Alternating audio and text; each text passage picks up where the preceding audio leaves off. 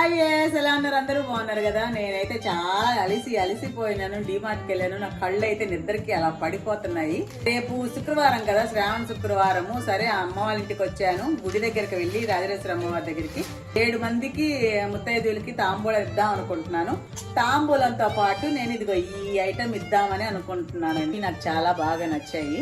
So ఇవి పట్టుకొచ్చాను. అలాగే మా పిన్నికి మా అమ్మకి కూడా చిన్న చిన్న కప్పులు గిఫ్ట్ కొన్నాం అన్నమాట. కాఫీ ఎప్పుడు మా అమ్మ కాఫీ తాగుతూ ఉంటుంది కాబట్టి ఈ కాఫీ మగ్గు ఒకటి కొనుక్కొచ్చి అదే కొన్నాను అమ్మ కోసం. టీ కోసం అని చెప్పేసేసి అమ్మకి ఇదొకటి. తర్వాత ఇంకో మా పిన్ని పట్టుకొనే ఉంది, చూసారా?